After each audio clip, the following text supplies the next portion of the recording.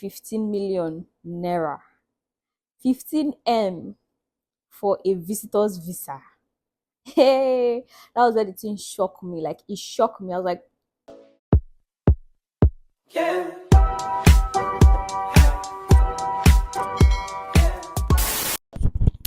Hey guys, welcome back to Baby Smiles YouTube channel. Oh wow, this microphone is just fitting me. I don't know if I should hang it so I can talk to you guys freely. Yeah, hold on, let me get a clip so we can hang this microphone. So, welcome back, guys. This is just going to. I got this from KFC and I could not finish it yesterday. I kept it in the fridge, but I found out that this would be a good time to drink it because I'm about to give you guys a gist. I'm about to give you guys story time. So, am I doing advert for these people? Whoa, people should pay me. Let me do advert for you people. So, guys, welcome back to Baby Smiles YouTube channel. If you're new, please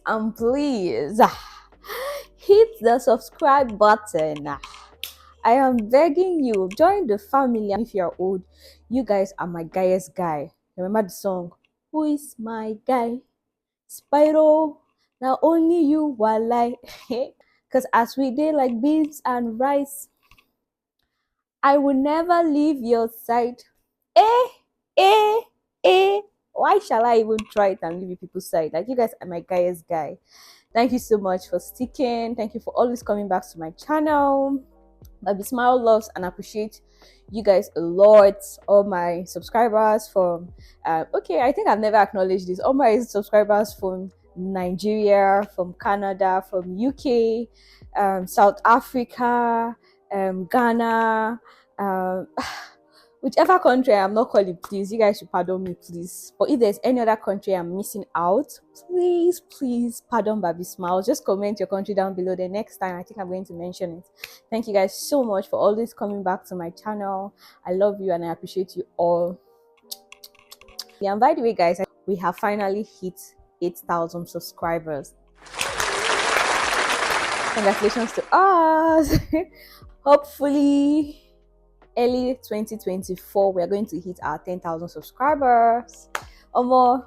So let's get right into this video. Story time. So guys, it's a story time video. I know I've promised you guys story time. I've promised you guys a lot of story time, but those ones are pending.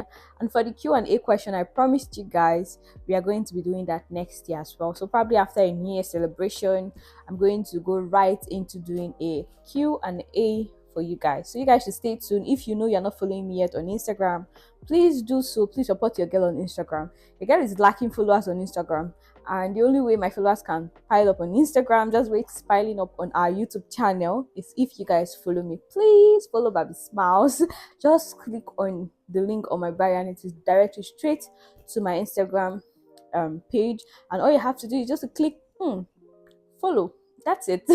So let's get right into the video. So today's video, as you already know, it is story time, guys. It's a story time on how a friend of ours got scammed. So this is more like an advice to you all that is planning on coming to Canada. Like, I just want to give you guys a quick advice because more things are happening. People are losing millions of naira. So let's get right into the story and let me tell you guys how a friend of ours got scammed. Guys, so it all started when my husband actually traveled to Nigeria, and while he was coming back, he actually met a guy. This is where he met this guy. He met this guy at the airport. Okay, I am not here to blame anybody. I'm not here to criticize anybody. The main purpose of shooting this video was to give you guys an advice, and I actually told him I'm going to make a story time for my YouTube people so they will actually learn, and he was actually okay with it. So I'm not here to insult anybody. I'm not here to like blame you or say anything rude. I'm just here to give advice to people who are might likely fall victim for such. So just so you know. So back to the story. So my husband met this guy at the airport in Kanu. They were both coming to Canada. So this story I'm giving you guys now from my husband's point of view, like when he was giving me the gist of how they met at the airport. So he said they met at the airport when they were like checking in, and the guy was like, "Oh, are you also going to Canada?" So my husband was like, "Yeah, he's also going to Canada." She was like, "Is this your first time?" I was like, "No, it's not his first time. That he has been in Canada for a long time." And the guy was like, "Ah, that this is his first time of him going to Canada." So most were like, "Oh, so which school are you going to?" Because most people coming to Canada are actually here to school, like me. So my husband asked him, and he was like, "No, he's actually here. He's actually with his He's not here to school. He's here to work. That he came with a visitor's visa." And my husband was like, "Visitor's visa, and you want to work? How? How?" So that was when they boarded, and from the way he was talking, my husband knew that this one is actually a JJC, and he doesn't really know how this Canada immigration stuff works. So my husband asked him that, "Okay, so once you get to point of entry and the immigration officer asked you what are you here to do in Canada, what will you say?" What this guy said shocked me. When my husband was saying, I was like, "Whoa!" He said he was going to tell them that he came to Canada to come and seek asylum, right? Asylum. The spelling is ASYLUM. I think I'm going to put the spelling here in case I'm spelling it wrong. So he said he's going to tell them at the point of entry that he's here to seek asylum, and it doesn't work like that. When you have a plan A, you should at the back of your mind also have a plan B. Yeah, I'm not going to say much about this because this is an internet, and internet doesn't seem to forget stuff. But if you guys don't know what asylum means someone who comes to a country to seek refuge. You came to seek refuge, you came to seek shelter, and he said he's here to seek asylum. But bro, it doesn't work that way. You're here with a visitor's visa, and people come to visit for omugo, people come to visit for tourists, you come to visit for tourists, you came to see an auntie, you came to visit. So like people have many reasons to come to visit. Now you're telling them that you're to come and seek asylum. It doesn't work like that. So the gist brought gist, and that was where he said he paid 15 million naira, 15M for a visitor's visa. Hey, that was where the thing shocked me. Like it shocked me. I was like, 15 million, like for just visitors visa, not even school visa, or not this, not that was what he paid for visitors visa. And this person said he's going to get a job, like there was a job waiting for him, there was a house also waiting for him, like all the money he paid covered everything. So the agent told him that 15 million naira will cover his visitor's visa, and when he gets to the country, she told them he's here to seek asylum, and an apartment is already waiting for him.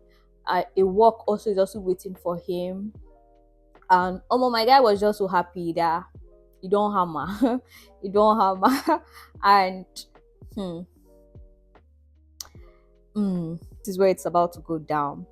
But anyways, they finally arrived Canada. The guy has sorted himself out. He's going to his apartment in Niagara Falls. He got a taxi and he was on his way to Niagara Falls, where his apartment is. Gun gun gun gun. Drum roll. Gege. Lo and behold, our friend was calling. Our guy's guy was the one calling. And guess what he said? This was where I felt so bad. Because when this guy called my husband, I was like, "Guy, I just arrived Niagara. This guy no book, no pay for room for me." You cannot be for real. Oh my God, you for real? No, you for fake. No, you for real.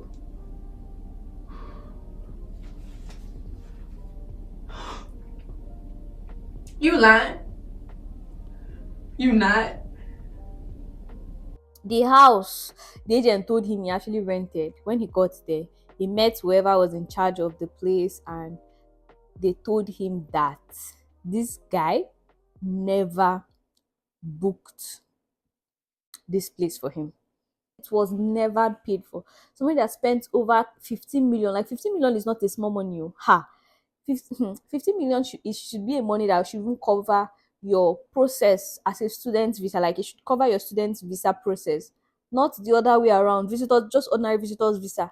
And I think I didn't even really ask him how long was that visitors visa, but for someone that should be scammed, I don't even think that visitors visa will be up to 6 months if that is trying to call the agent and the agent is not picking his call. Okay, don't put in phone for don't put that number for busy. Abi, what they do, what they normally do.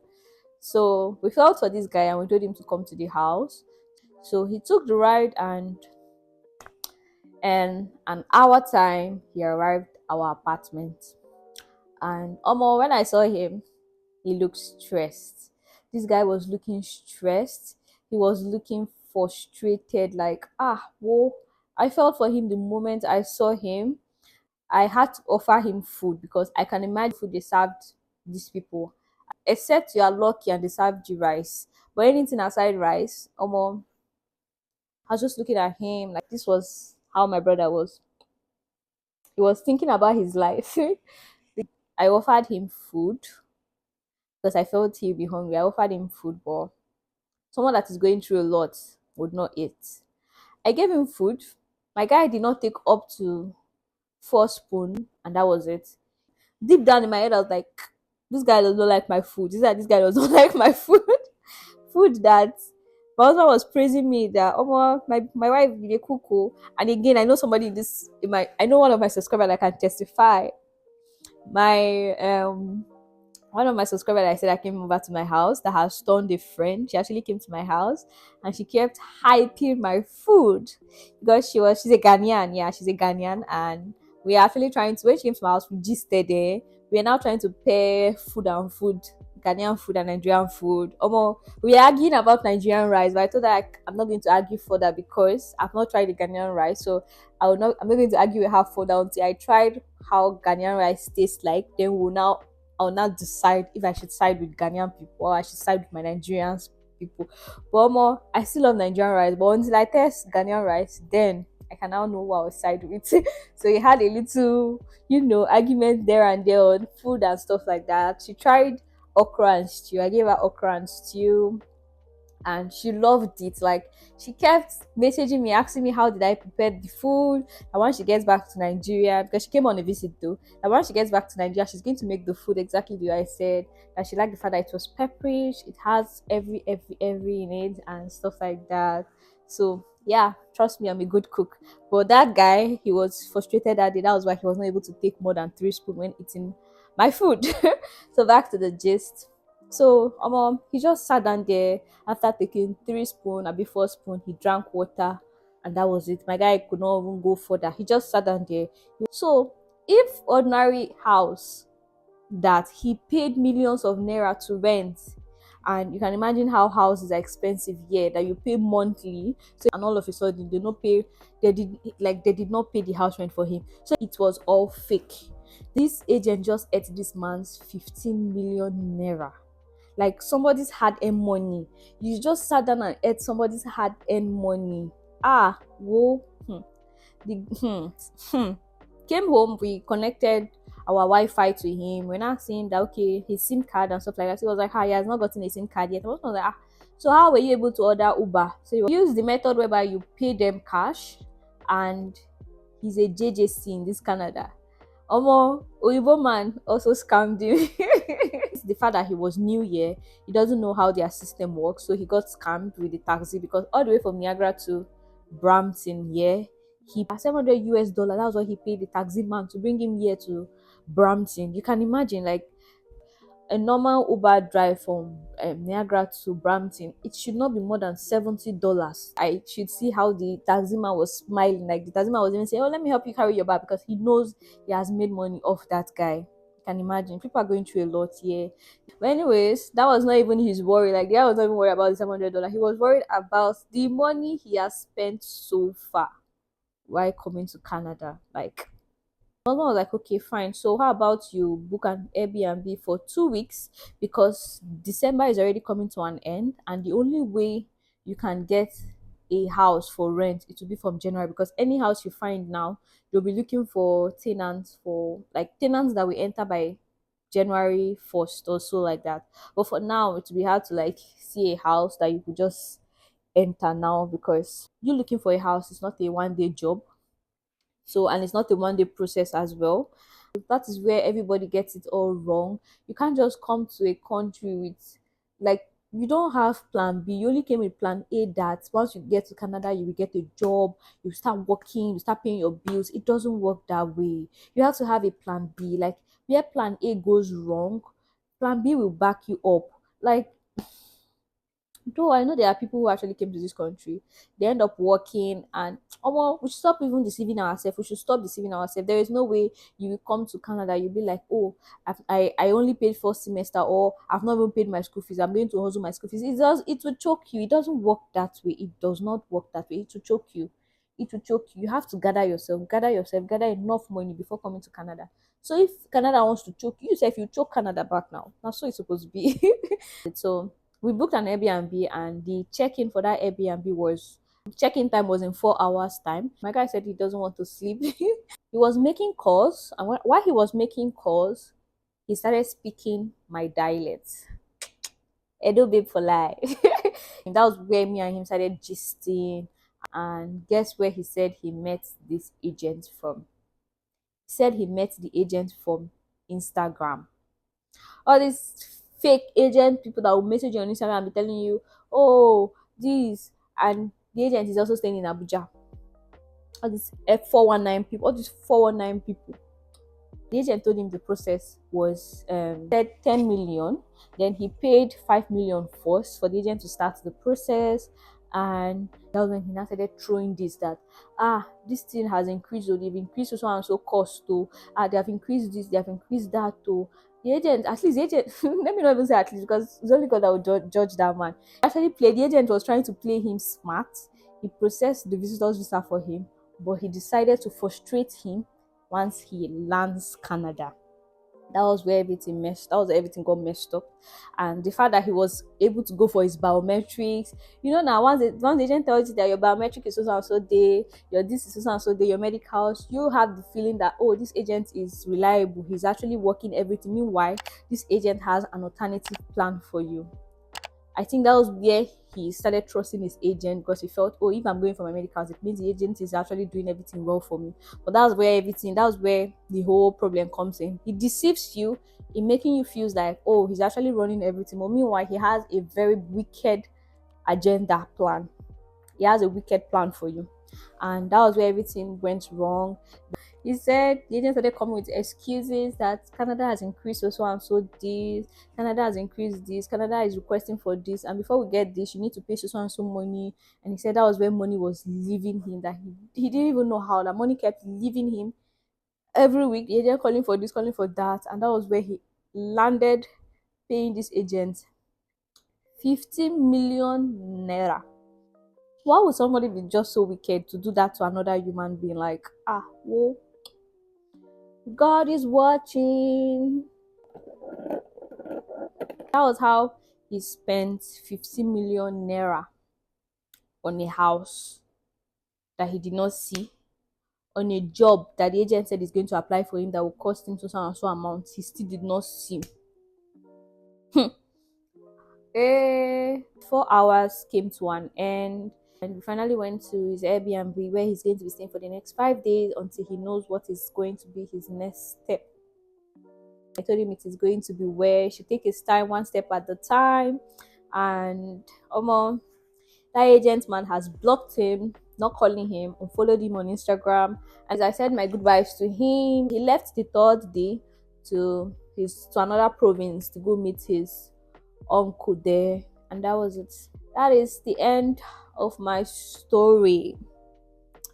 Yes, guys, this is where the story comes to an end. This is where my advice comes in. If you know you're in such situation and you have an agent and you feel your agent is running every process well for you, is going through this for you, and to you feel he's actually doing everything, or probably you still have your doubt, because I know there's no way doubt will not come in. Doubt will definitely come in, but you cannot trust somebody fully. You cannot fully trust somebody wholeheartedly with such amount of money.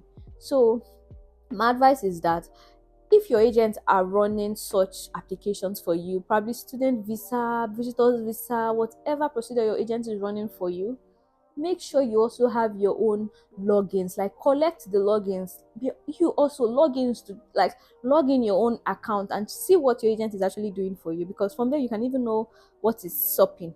If your agent is trying to deceive you, not giving you password to your application portal, or this, that was where your mindset should come up, that this man is playing tricks on you, is about to play tricks on you.